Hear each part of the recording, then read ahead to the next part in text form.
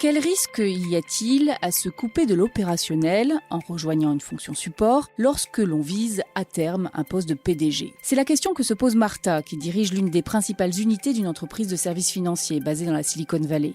L'actuel PDG, Zach Lockhart, qui est aussi son mentor depuis 2 ans, lui propose un nouveau poste très en vue, celui de directeur général en charge des technologies de l'information. En acceptant cette offre, elle intégrerait enfin le conseil d'administration. Mais elle prend aussi un risque, celui de s'éloigner du but qu'elle s'est fixé, prendre la succession de Zach lorsqu'il partira à la retraite d'ici 3 à 5 ans. Elle craint aussi que cela laisse la voie libre à un autre manager en concurrence directe avec elle pour ce poste de PDG. Zach se veut rassurant, mais Martha le sait, lorsqu'on rejoint une fonction support, il est souvent difficile de revenir en arrière, surtout dans son secteur d'activité. Que faire ? Choix cornélien, forcément. Cette étude de cas a été menée par Joshua Margolis, professeur en administration des affaires au Babson College, et Anne Donnelon, professeur émérite au Babson College également.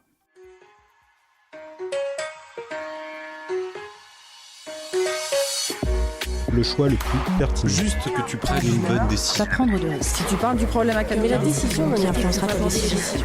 La décision appartient. Étude de cas, un podcast de Harvard Business Review France.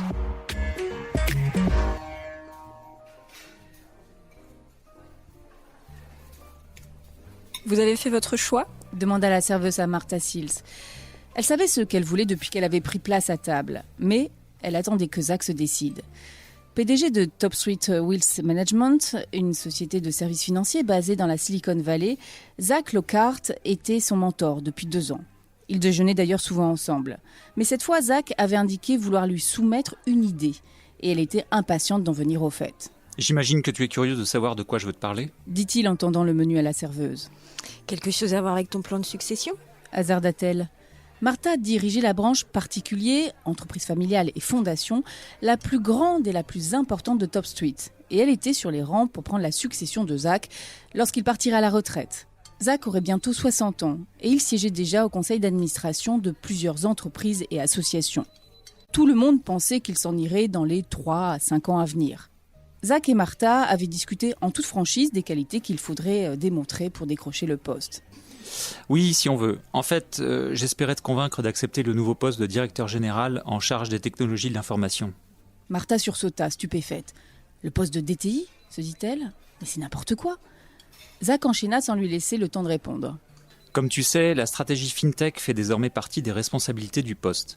Et il nous faut quelqu'un avec une vision stratégique pour piloter la mise en œuvre. Autrement, je ne t'apprends rien, nous n'atteindrons jamais nos objectifs 2025. Comprends-le, c'est tout l'avenir de l'entreprise qui repose sur les épaules du nouveau DG. Zach n'exagérait en rien l'importance de la technologie pour le futur de TopSuite. L'entreprise avait beau être installée dans la Silicon Valley, elle était très en retard par rapport à ses concurrents, et la lenteur et le manque d'initiative de l'équipe technologique n'étaient un secret pour personne. Martha elle-même avait tiré la sonnette d'alarme à plusieurs reprises. Ces arguments, conjugués à ceux de 2 autres directeurs, avaient fini par convaincre Zach et le conseil d'administration d'investir massivement dans la technologie pour répondre aux nouveaux besoins des clients. Et il espérait prendre le meilleur sur leurs concurrents. C'est ainsi qu'il avait été décidé de faire entrer le directeur technique, désormais directeur général en charge des technologies de l'information, au conseil d'administration, avec pour mission de développer une stratégie FinTech, de faire ce qu'il fallait pour mettre l'équipe technologique en ordre de marche et poser rapidement les premiers jalons. Martha avait supposé que l'entreprise rechercherait en externe un candidat doté de solides connaissances technologiques, pas qu'elle se tournerait vers un profil comme le sien. Après une licence au MIT et un MBA à l'université de Chicago, elle avait commencé sa carrière comme analyste couvrant le secteur technologique. Mais cela faisait des années qu'elle avait bifurqué vers la gestion de patrimoine. Mais pourquoi moi ? Nous avons tous les experts techniques qu'il nous faut. La DTI n'est pas un centre de profit, je sais, et tu pourrais avoir l'impression d'être mis sur la touche, mais crois-moi, il n'en est rien. Le conseil et moi voulons un DTI avec une solide expérience du management et des clients et qui comprenne également que la FinTech est un des pivots de notre stratégie. Nous n'avons pas le temps de former quelqu'un venu de l'extérieur. Martha savait qu'il ne pouvait y avoir qu'un autre candidat en interne, Nelson Milone, directeur en charge des fonds de donation et des fonds de pension et l'un des plus gros apporteurs d'affaires de Top Street. Il était également le seul autre dirigeant prétendant à la succession de Zach. Nelson avait une réputation de superstar et il ne craignait pas de faire grincer des dents pour obtenir ce dont lui ou son unité avait besoin. Malgré elle, Martha se demanda comment Nelson réagirait si on lui proposait le nouveau poste de DG. Zach avait raison de penser qu'elle correspondait sans doute mieux au profil. Dirigeante de talent, avec à son actif un parcours sans faute et d'excellents résultats financiers, elle était une rareté dans le monde des services financiers. Tu as les compétences d'influence qu'exige le poste. Il faudra pousser l'équipe et l'entreprise pour changer rapidement, ce qui n'est jamais facile, mais je sais que tu peux y arriver. Il resta silencieux quelques instants et posa sa fourchette. J'ai besoin de toi à ce poste, Martha. Elle sourit. Voir ses compétences reconnues était toujours agréable, mais elle devait aussi penser à l'avenir. Je dois quand même te poser la question. Est-ce que ça modifie le plan de succession ? Au contraire, ce serait un argument de plus en ta faveur. Nous avons pris du retard sur la technologie et c'est une occasion unique de renverser la vapeur. Tu es déjà une star, mais si tu réussis ça, tout est possible. Et si j'échouais ? Mais Martha se garda bien d'exprimer ses doutes devant Zach, qui encourageait toujours ses collaborateurs à afficher leur confiance en soi. Mon départ n'est pas pour tout de suite. Ça te laisse le temps de faire des merveilles à la DTI et de retrouver ton poste de leadership à l'opérationnel. Un tremplin vers le poste de PDG, si tu veux mon avis. Martha savait que Zach croyait en ce qu'il disait, mais elle était sceptique. Un tremplin, pensa-t-elle, ou est-ce plutôt un détour ? Lorsque Martha arriva au bureau le lendemain matin, seul Nelson était déjà là.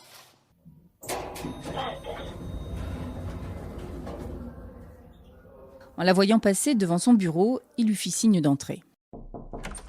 Oh, alors, quoi de neuf ? Je voulais juste te dire bonjour. Nelson, n'ayant généralement pas le temps pour ce genre d'amabilité, elle attendit la suite sans rien dire. Au fait, bravo pour le poste de DTI. Je suppose que tu vas accepter. Elle fit un effort pour ne rien laisser paraître.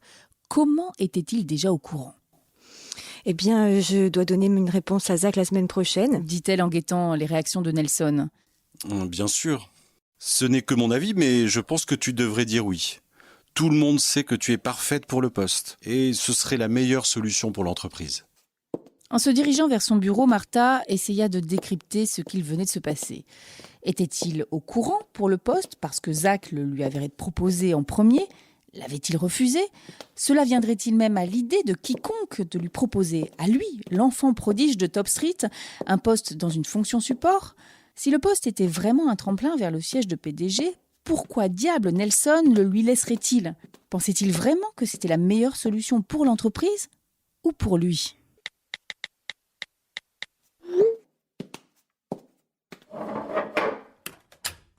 Il veut te mettre hors course, dit Olivia Escobar.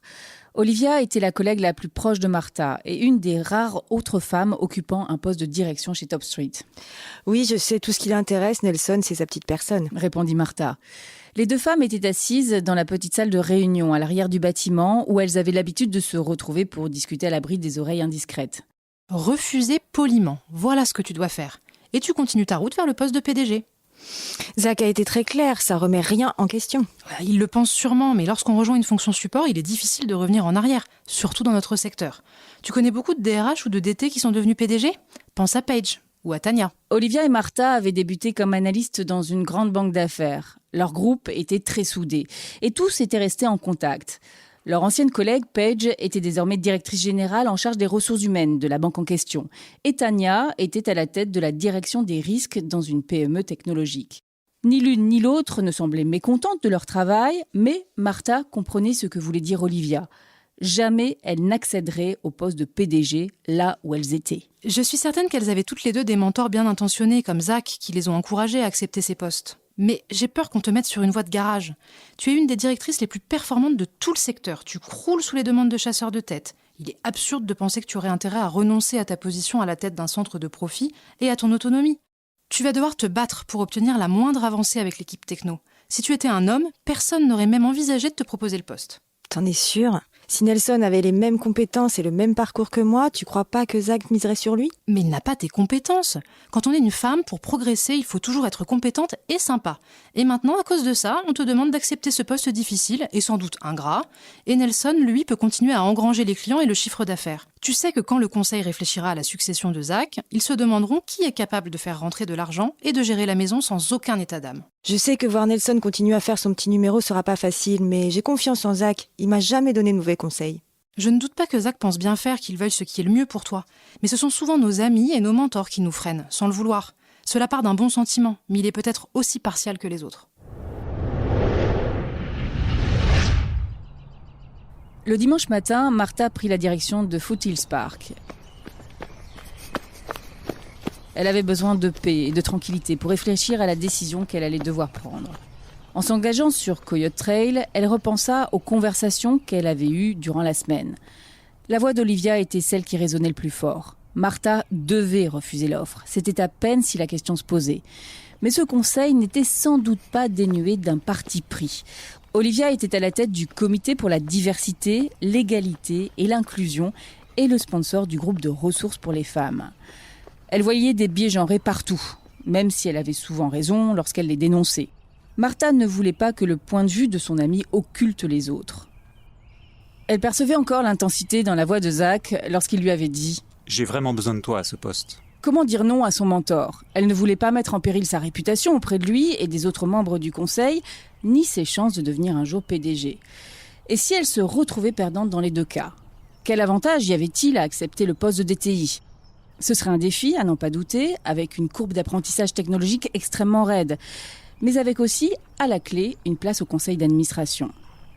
Diriger la fonction la plus importante de l'entreprise, définir sa stratégie et transformer le service, tout cela lui donnerait la chance de se distinguer et de rallier à sa candidature les dirigeants les plus favorables à Nelson ou à un recrutement extérieur. Elle savait que cela pouvait aussi se retourner contre elle. Et si la vision de TopStreet comme entreprise technologique n'était pas réaliste, elle aurait beau tout donner, elle ne répondrait pas aux attentes de Zach et des administrateurs, ce qui l'exclurait à coup sûr de la course à un siège de PDG chez TopStreet ou ailleurs. Elle s'arrêta pour boire une gorgée d'eau et contempla le panorama de Bay Area. Le ciel était parfaitement dégagé, le regard porté à des kilomètres. Si seulement je pouvais voir mon avenir avec autant de clarté, songea-t-elle.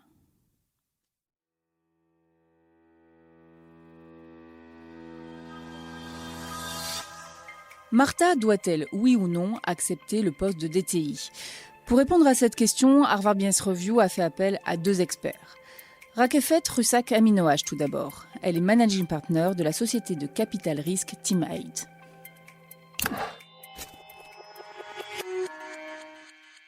En acceptant cette offre qui émane de son mentor, elle montrera à tous qu'elle est prête à prendre une position courageuse et à faire passer en premier les intérêts de l'entreprise. Le moment est idéal pour Martha. Zach est encore là pour quelques années et elle a largement fait ses preuves à son poste actuel. A-t-elle intérêt à attendre tranquillement qu'il s'en aille ou à relever un nouveau défi et à réussir sa mission au poste de DTI ? Elle a tout à gagner à renforcer sa crédibilité et ses compétences. Je comprends pourquoi certains estiment que passer de l'opérationnel à une fonction support vous écarte de la course au poste de PDG. Au lieu de faire rentrer du chiffre d'affaires et d'interagir avec les clients clés de l'entreprise, vous devenez un centre de coûts. Mais il en va différemment ici de la DTI. Tout est à construire ou presque, et l'enjeu est majeur pour l'entreprise. Si Martha réussit la transformation, cela rebattra les cartes. En 2021, la technologie RN, c'est un support clé pour toute transformation organisationnelle. En juin 2019, je me suis trouvée confrontée à une décision de ce type.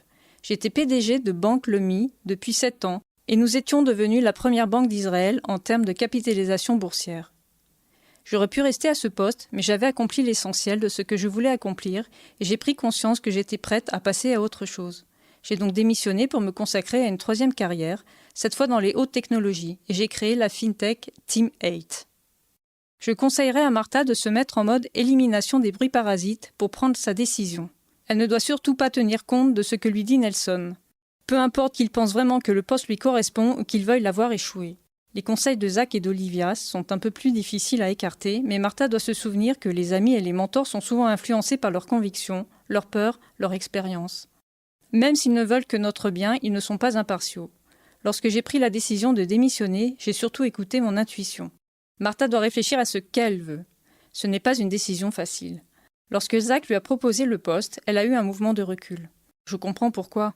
La technologie n'est pas sa spécialité et elle est très performante à son poste actuel, ce qui fait d'elle une excellente candidate à la succession de Zach. Et voilà que Zach la sort brutalement de sa zone de confort.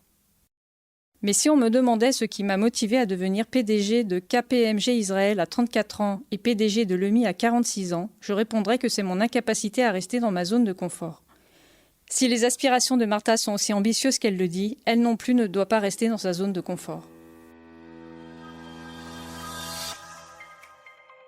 Notre deuxième expert est Nadia Rawlinson. Elle est directrice des ressources humaines et administratrice de Veil Resorts et J.Crew Group.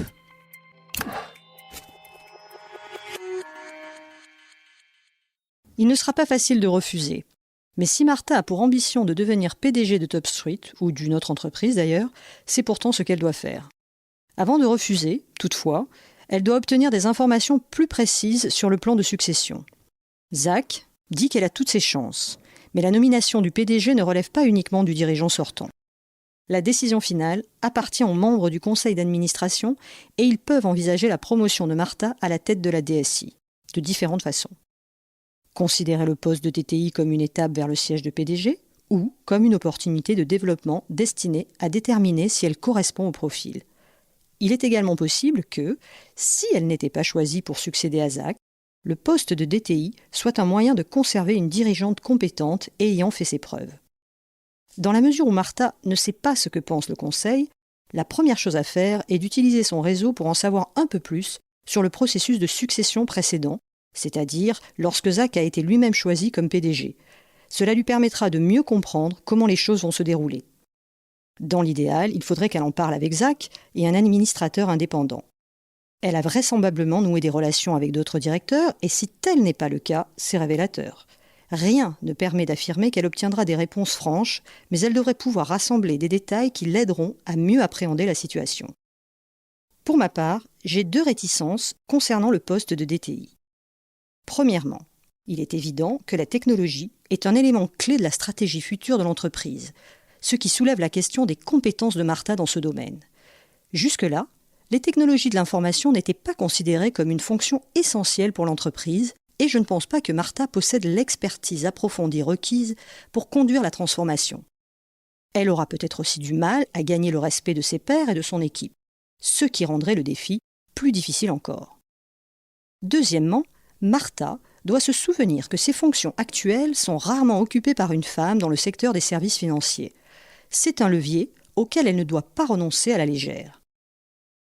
Les travaux sur ce que l'on appelle l'écart punitif nous apprennent que les femmes et les personnes de couleur sont traitées différemment lorsqu'elles trébuchent et qu'on leur offrira également moins d'opportunités de se remettre en selle.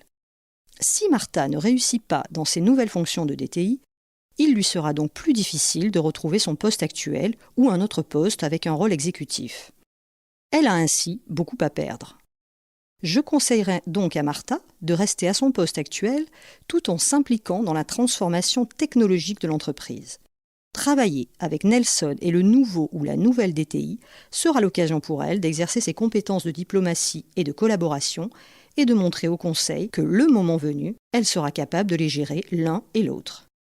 En revanche, refuser une offre émanant de son mentor est une décision qui doit être mûrement réfléchie. Zach a vraisemblablement investi du capital politique en la recommandant pour le nouveau poste de DG et de DTI. Mais c'est un risque qui peut être géré, en aucun cas un motif pour accepter l'offre. Martha doit argumenter sa décision et montrer comment elle peut contribuer à la transformation de l'entreprise à son poste actuel. Certaines personnes ont la patience de prendre des chemins détournés pour parvenir au sommet.